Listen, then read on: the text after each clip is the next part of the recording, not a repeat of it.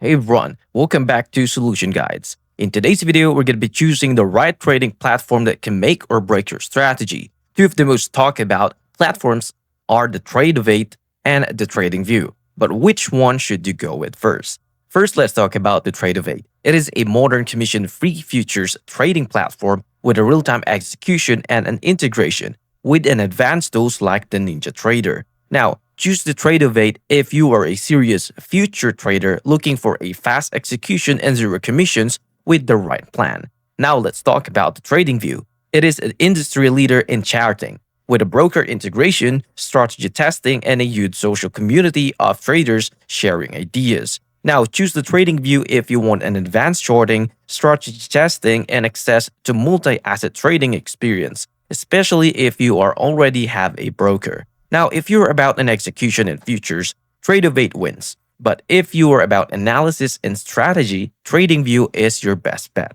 And that's it. If you find this video helpful, please like and subscribe, and I'll see you into the next one. Thank you for watching.